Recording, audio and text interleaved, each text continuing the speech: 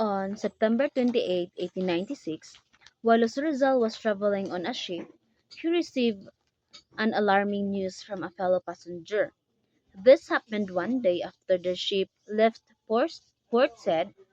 The passenger informed Rizal that the Spanish authorities, under Governor General Ramon Blanco, had ordered his arrest. According to the information, Rizal would be taken as a prisoner to Cueta. This news was very serious because it meant that Rizal was no longer safe and would soon be detained by the Spanish government. Next, on October 29, 1896, Jose Rizal wrote in his travel diary about how some people on the ship were spreading false stories about him. He said that there were passengers who spent their time gossiping, criticizing him, and inventing untrue or exaggerated claims about his life. Because of this, Rizal sarcastically remarked that he was going to become a legendary personage. This statement shows that he was aware of how rumors were making him famous. Even if much of the information was inaccurate, it also reflects his calm and reflective attitude despite the negative talk around him. Next, on September 30, 1896, at around 4 p.m., Jose Rizal was formally informed by Captain Alemany that he was no longer allowed to move freely on the ship. He was ordered to stay inside his cabin and wait for further instructions from Manila, which meant that he was already under strict supervision. Later that day, at about 6:25 p.m., the ship stopped at Malta. However, because Rizal was confined in his cabin, he was not able to go out and see the island, which was known as a historic fortress of the Christian Crusaders. So this situation shows that his freedom was already being limited even before his official arrest. Next, on October 3, 1896, at around 10 a.m., the ship Isla de Panay arrived in Barcelona. On board the ship was Jose Rizal, who was already considered a prisoner at that time. So this means that even though he was still traveling, he was no longer free and was under the control of the Spanish authorities. His arrival in Barcelona marked another important step in his journey toward imprisonment and eventual trial. Next is the journey of Jose Rizal from Manila to Barcelona took exactly 30 days. During this long trip, Rizal was not free like the other passengers. For 3 days, he was placed under strict guard and was required to stay inside his cabin at all times. Soldiers closely watched him to make sure he could not escape or communicate freely. This shows that even before reaching his destination, Rizal was already being treated as a prisoner by the Spanish authorities. Next, Eulogio Despujol was a Spanish military official who played an important role in the life of Jose Rizal. In July 1892, he ordered Rizal's exile to Dapitan. This decision meant that Rizal was forced to leave Manila and live in a distant area under government control. The banishment was a punishment because the Spanish authorities believed that Rizal's writing and ideas were influencing people and could lead to rebellion. As a result, Rizal spent several years in the Pitan before his eventual arrest and trial. Next, on October 6, 1896, at around 3 a.m., Jose Rizal was awakened by guards and escorted to a well-known prison called Montjoy Castle. This fortress was known for holding political prisoners and was considered a strict and intimidating place. Later that same day, at about 2 p.m., Rizal was taken out of the prison and brought to the headquarters of Eulogio Despujol. So this movement showed that the Spanish authorities were actively handling his case and preparing for further actions against him. Next, the Colon was a ship assigned to bring Jose Rizal from back to Manila. When Rizal was placed on board, the ship was already crowded with many Spanish soldiers, military officers, and even their families. This situation shows that the voyage was not an ordinary trip, but a guarded transport where Rizal was under close watch. Being surrounded by military personnel also meant that security was very tight, making it impossible for him to escape. Next, on October 6, 1896, at around 8 p.m., the ship Colon departed from Barcelona with his Rizal on board. At this point, Rizal was already a prisoner under strict guard by Spanish authorities. His departure marked the beginning of his forced return to Manila, where he would later face trial. The event highlights how tightly controlled his movements as he was transported under military supervision. Last homecoming and trial. Next is the return of Jose Rizal to the Philippines in 1896 was his final homecoming and also the most sorrowful one. Unlike his previous returns, he already knew that he was no longer safe and that he would likely face severe punishments from the Spanish authorities. Rizal understood that this situation was the supreme test of his life, meaning the greatest challenge he would ever encounter. He could even lead to his death, which he could even lead to his death. Despite this, he remained brave and did not show fear. His courage and willingness to face the consequences reflect his deep love for his country and his strong sense of duty. Next is the trial of Jose Rizal, which took place shortly after his return to the Philippines in 1896. Is often described as a mockery of justice. This means that the trial was not fair or impartial. Instead of carefully examining the truth, the proceedings were heavily influenced and controlled by the Spanish authorities. Rizal was already considered guilty even before the trial properly began, and the outcome was largely decided in advance. Because of this, the trial is remembered as an example of injustice in history, where legal procedures were used to justify a predetermined punishment rather than to seek true justice. A martyr's last homecoming. Next, on Tuesday, October 6, 1896, Jose Rizal left Barcelona. During this time, he carefully documented the events of his journey in his personal diary. This shows that Rizal remained observant and reflective despite being under detention and strict supervision. Writing in his diary allowed him to record important moments of his final voyage back to the Philippines, where he was being brought as a prisoner. His careful record keeping also reflects his disciplined character and his awareness of the historical significance of what he was experiencing. Next, on October 8, 1896, a friendly officer informed Jose Rizal that newspapers in Madrid were reporting heavily about the violent revolutions happenings in the Philippines. These reports portrayed the uprising as very bloody and chaotic. More importantly, the articles were blaming Rizal for the outbreak of the revolution, suggesting that his writings and ideas had influenced it. This information placed Rizal in a difficult position as he was being held responsible for events that were beyond his direct control. Next, on October 11, 1896, before the ship reached Port Said, the diary of Jose Rizal was confiscated by the Spanish authorities. They carefully examined and critically reviewed its contents. This action shows that the authorities were closely monitoring Rizal and were interested in any written evidence that could be used against him. Even his personal thoughts and records were not safe from inspection during his journey as a prisoner. Next, on November 2, 1896, the diary of Jose Rizal was returned to him by the Spanish authorities. After being previously confiscated and examined, it was given back while he was still under custody.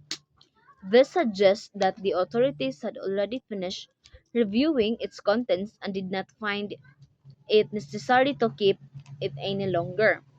However, Rizal remained a prisoner throughout this time, and his movements were still strictly controlled despite the return of his personal writing. Next, Hagfort was contacted by friends of Rizal, including Antonio Maria Regidor and Sexto Lopez. They urgently sent telegrams asking Fort to help save Rizal with a Spanish steamer.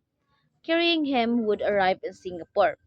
Their plan was to use a legal action called a writ of habeas corpus, which is a court order that can challenge unlawful detention and potentially secure a person's release.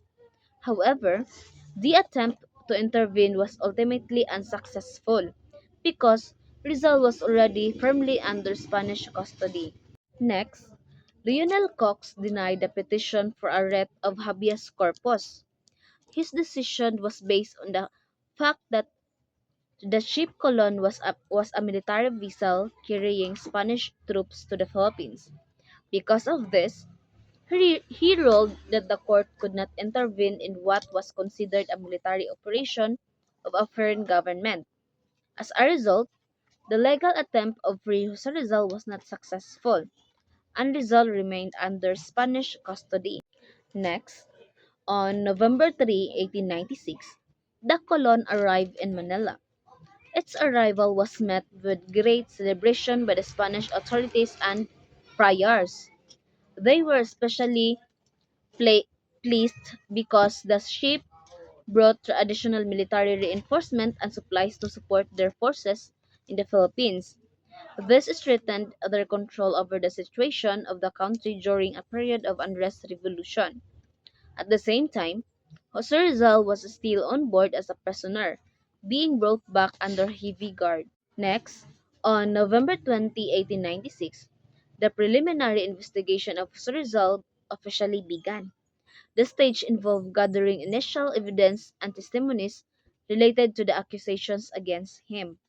The Spanish authorities were preparing the foundation of his formal trial by examining documents, statements, and other materials that they believed connected him to the revolution in the Philippines. This investigation was part of the legal process that eventually led to Rizal's trial and conviction. Next, Francisco Olive served as the judge advocate during the legal proceedings against Jose Rizal. In this role, he was responsible for examining the evidence, preparing legal opinions, and guiding the military court in building the case.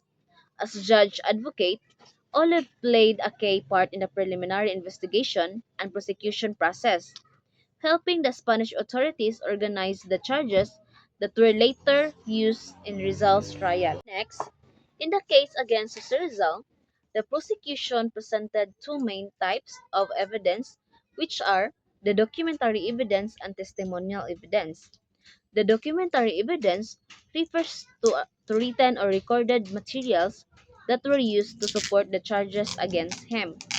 This included official papers, letters, publications, and other documents that were believed to link results to the revolutionary movement in the Philippines. In total, there were 15 documentary exhibits presented as evidence. These documents were carefully selected by the Spanish authorities to strengthen their case and show that Rizal had allegedly influenced or supported the uprising, even though his involvement was debated during the trial. One of the documentary evidence presented against Jose Rizal was a letter written by Antonio Lona to Mariano Ponce. This letter was dated October 16, 1888, in Madrid. It was used to show Rizal's connection with the Filipino reform movement in Spain, suggesting that he was involved in activities pushing for political reforms in the Philippines through peaceful means. Second letter, evidence presented against Jose Rizal was a letter he wrote to his family dated August 20, 1890, in Madrid. In this letter, Rizal expressed his view that deportations could have a positive effect because they might encourage the people to become more aware of injustice and develop stronger oppositions against tyranny. The Spanish authorities used this statement as part of the evidence to suggest that Rizal supported sentiments against colonial rule, even though his intention was interpreted in different ways. Third documentary evidence presented against Jose Rizal was a letter written by Marcelo H. del Pilar to Judato Arellano. The letter was dated January 7, 1889, in Madrid. It was used to show Rizal's involvement in the propaganda movement in Spain, which aimed to seek political reforms for the Philippines through peaceful and legal means. The Spanish authorities treated this as evidence linking Rizal to reformist activities that were seen as threatening to colonial rule. Fourth documentary evidence presented against Jose Rizal was a poem titled Kundiman, which was allegedly written by him in Manila on September 12, 1891. The Spanish authorities included this in the list of exhibits to suggest Rizal's emotional and patriotic attachment to the Philippines. The Kundiman is a traditional Filipino song that often expresses love for country, and the poem was interpreted as evidence of Rizal's nationalist sentiments, which they considered suspicious in the context of the political unrest.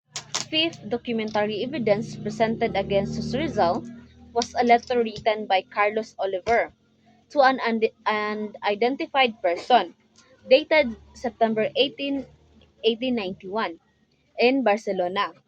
In the letter, Rizal was described as the man who could free the Philippines from Spanish oppression. The Spanish authorities used this statement as evidence to suggest that Rizal was being viewed as a leader of nationalist ideas, which they considered a threat to colonial rule. Sixth documentary evidence presented against Jose Rizal was a Masonic document dated February 9, 1892, in Manila. This document was issued by a Masonic organizations to honor Rizal for his patriotic services. Freemasonry during that time was associated with reformist and liberal ideas, and Rizal's connection to it was used by Spanish authorities to suggest that he was involved in movements that promoted political change and opposition to colonial rule. Seventh documentary evidence presented against Jose Rizal was a letter signed under his pseudonym Dimasalang, addressed to Tanluz, the pen name of Juan Zulueta. The letter was dated May 24, 1892, in Hong Kong. In this letter, Rizal expressed that he was preparing a safe place for refuge for Filipinos who might be persecuted by the Spanish authorities. The prosecution used this as evidence to suggest that Rizal was involved in organizing support systems for individuals opposing colonial rule, although it was also interpreted as a humanitarian act to protect fellow Filipinos. Is an eighth documentary evidence presented against Jose Rizal was a letter signed under his pseudonym Dimasalang, addressed to an identified committee, dated June 1, 1892, in Hong Kong. In this letter, Rizal requested assistance from the committee for what he referred to as patriotic work.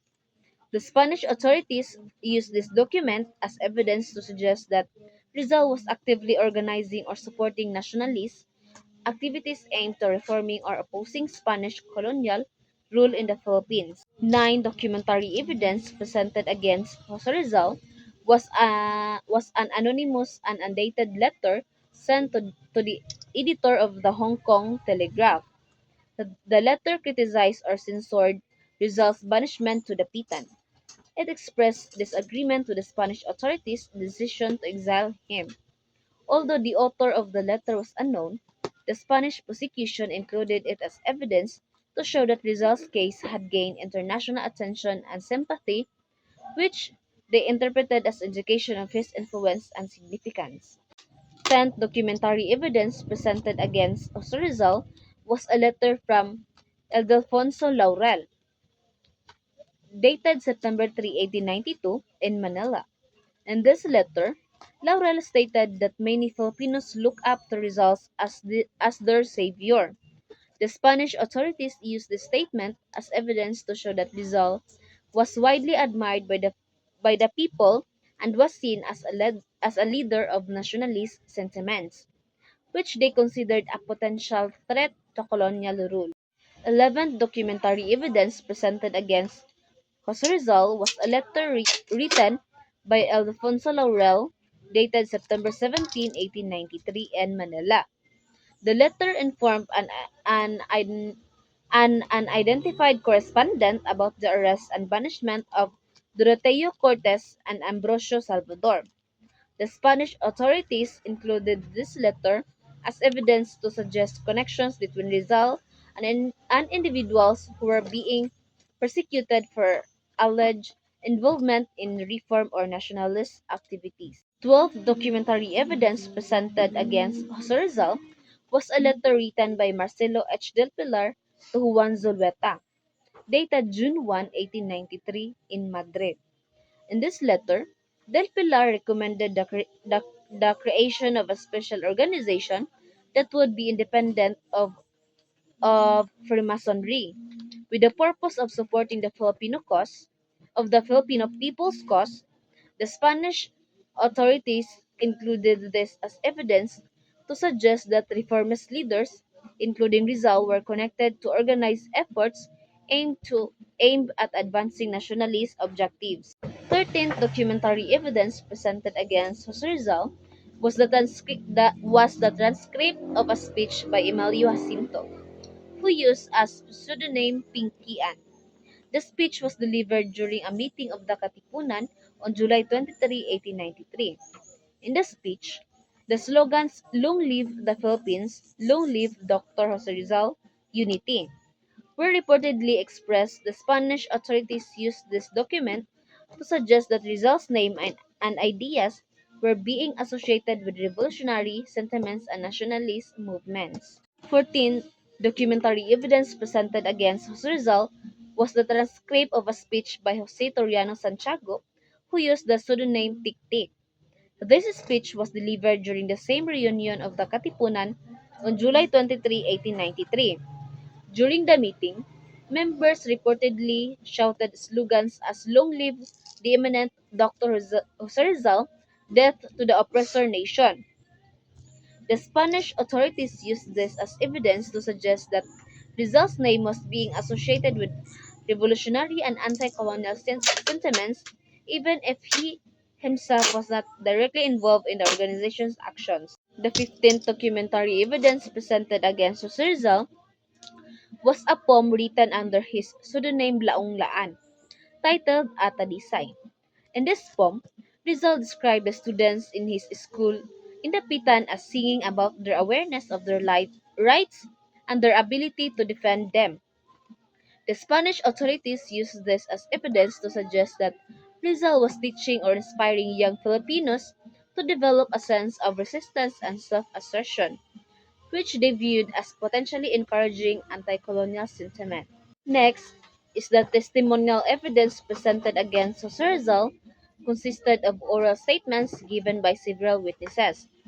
These individuals included Martin Constantino, Aguado de Rosario, Jose Reyes, Moises Salvador, Jose Dizon, Domingo Franco, Judato Arellano, Ambrosio Salvador, Pedro Serrano Lactao, Pio Valenzuela, Antonio Salazar, Francisco Quizon, and Timoteo Paez. Their statements were used by the Spanish authorities to support the charges against Rizal, particularly regarding his alleged involvement in reformist and revolutionary activities. These spoken accounts were presented in court as part of the prosecution's effort to link Rizal to the growing nationalist movement in the Philippines. However, the credibility and interpretation of the testimonies were later debated, as many were given under pressure or in the context of a highly biased military trial. Next, on November 26, 1896, after completing the preliminary investigation, Francisco Olive forwarded the case records to Governor Dominguez, who was acting as the special judge advocate. This was done so, judge advocate. This was done so that the appropriate legal actions against Jose Rizal could be formally initiated. At this stage, the investigation had already gathered evidence and the case was being prepared for official trial proceedings. This step this step marked the transition from investigation to formal prosecution. Next, after reviewing the case documents of Jose Rizal, Judge Advocate General Nicolas de la Pina submitted several recommendations to the authorities. First, he recommended that Rizal be immediately brought to trial. Second, he stated that Rizal should remain in prison while awaiting the proceedings. Third, he proposed that an order of attachment be issued against Rizal's property, amounting to 1 million pesos in indemnity. Lastly, he recommended that Rizal be defended in court by a military officer instead of a civilian lawyer. These recommendations reflected the highly controlled and military nature of Rizal's trial process. Next, the Spanish authorities granted Rizal only one legal right during his trial, the right to choose his defense counsel. This meant that, despite the strict control of nature of the proceedings, Rizal was allowed to select the lawyer who would represent him in court. However, his ability to defend himself was still limited by the military tribunal system, which heavily favored the prosecution and already presumed his guilt. Next, on December 8, 1896, which is the feast day of the Immaculate Conception, a list of 101st and 2nd lieutenants of the Spanish army was presented to Jose Rizal. This event occurred during the final stage of his confinement and trial. The presentation of the list was part of the formal military procedures related to his case, as the Spanish authorities prepared by the composition of the court martial that would judge him. It reflects the highly military controlled nature of the Rizal's trial process. Luis Tavel de Andrade was the first lieutenant of the artillery chosen by his result to act as his defense lawyer during his trial. He was assigned to represent Rizal in the military court martial proceedings. He was also the brother of Jose Tavel de Andrade, who earlier acted as Rizal's bodyguard. During his stay in Calamba in 1887, this connection is notable because it shows that Rizal's defense was handled by someone with prior and direct familiarity with him through his brother's earlier role in protecting him. On December 11, 1896, the formal charges against Jose Rizal were officially read to him inside his prison cell. This was done in the presence of his defense counsel, Luis Tavel de Andrade. During this procedure, Rizal was formally informed the accusations filed against him by the Spanish authorities. This moment marked an important stage in the court-martial process as it officially confirmed the charges he would have to answer in trial. Jose Rizal was formally accused by the Spanish authorities of being the principal organizer and the living soul of the Filipino insurrection. He was also described as the founder of societies, periodicals, and books that allegedly promoted and spread ideas of rebellion. These accusations were based on the belief that his writings and activities inspired nationalist sentiments among Filipinos, which the colonial government interpreted as a direct threat to Spanish rule in the Philippines. On December 13, 1896, Governor Dominguez forwarded the case documents of Jose Rizal to Malacanang Palace. These actions meant that the investigation and trial records were officially transmitted to the highest level of colonial government in the Philippines. By sending the papers to Malacanang, the authorities were preparing for the final decisions regarding Rizal's case, including his fate.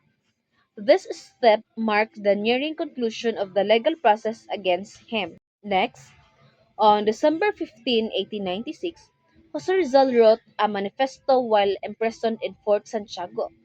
In this document, known as the Manifesto to His People, he appealed to Filipinos to stop unnecessary bloodshed and violence. Instead, he encouraged them to seek freedom through peaceful means such as education, hard work, and industry.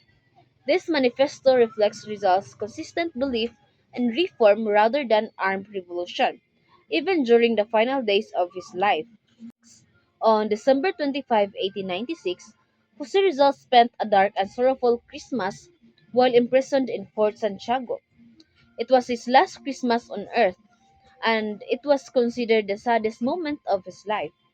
Unlike a typical Christmas filled with celebration and family gatherings, Rizal experienced isolation, uncertainty, and emotional burden of his imprisonment.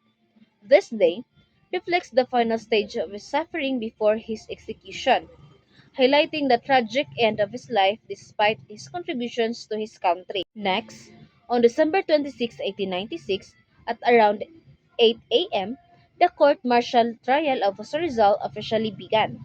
It was held at the military building known as de España. This marked the formal start of his military trial, where he was judged under Spanish military law for the charges filed against him. The proceedings were conducted under strict military control, reflecting the seriousness of the accusations and the predetermined nature of the trial. Next, Jose Togores Arjuna played a key role in the final stage of the trial of Jose Rizal. After reviewing the proceedings, he considered the trial concluded and ordered the courtroom to be cleared. Following a brief deliberation, the military court reached anonymous decision. They voted to impose the death penalty on Rizal. This outcome reflected the highly controlled military nature of the trial and the predetermined direction of the judgment. Next, on December 28, 1896, Governor General Camilo de Pulavija approved the decision of the court martial against Jose Rizal. He confirmed the sentence of death and ordered that Rizal be executed by firing squad. The execution was scheduled for 7 a.m. on December 30, 1896 at Bagumbayan Field or the Lunita. This approval marked the final step in the legal process and sealed Rizal's fate. Execution. The execution of Rizal. The execution of Rizal took place on December 30, 1896 at Bagumbayan Field or Lunita. He was sentenced to death by firing squad after being found guilty by Spanish military court for charges related to rebellion and sedition. After his execution, Rizal spent his final hours in cell at Fort Santiago, where he wrote his last poem, Mi Ultimo Adios, and calmly prepared for his fate. He refused to be blindfolded and asked to face the firing squad, showing courage and dignity until the end. At exactly 7 a.m., Rizal was executed by a firing squad. His death became a powerful symbol of sacrifice, patriotism, and resistance against colonial oppression, inspiring the Filipino people in their struggle for freedom. Martyrdom at Bagumbayan. After the court martial, Jose Rizal returned to his cell in Fort Santiago. This period marked his final moments before execution. Calm and composed, he prepared himself mentally and spiritually for what was to come, often described as his rendezvous with destiny. Despite knowing that death was imminent, Rizal faced his fate with dignity and courage, reflecting his strong principles and unwavering patriotism. Next, during his final 24 hours on earth, from 6 a.m. of December 29 to 6 a.m. of December 30, 1896, Jose Rizal received and met several visitors while imprisoned in Fort Santiago. Despite knowing that his execution was imminent, he remained calm and composed as he interacted with family members, friends, and other individuals who came to see him. These visits allowed him to spend his final hours expressing messages of faith, forgiveness, and farewell, demonstrating his courage and dignity until the end. Next, Santiago Matiax was a Spanish journalist who worked as a newspaper correspondent during the time of Jose Rizal trial and execution. He was among those who reported and documented events related to Rizal's imprisonment, trial, and final days. His writings helped circulate information in Spain about the situation in the Philippines during the revolutionary period. Next, Philippines is often referred to as Pearl of the Orient Sea, a phrase commonly associated with Jose Rizal. This expression highlights the country's beauty, natural richness, and strategic importance in Asia. Rizal used this symbolic description to emphasize his love and pride for his homeland. The phrase reflects how he viewed the Philippines as a valuable and precious nation deserving of freedom and respect. Next, Jose Rizal is often associated with the phrase Pearl of the Orient, which reflects his admiration for the beauty and value of the Philippines.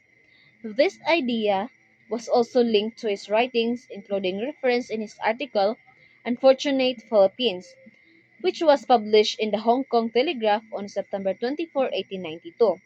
In this work, Rizal expressed a deep concern over the condition of the country under Spanish rule, contrasting its natural beauty with its suffering under oppression.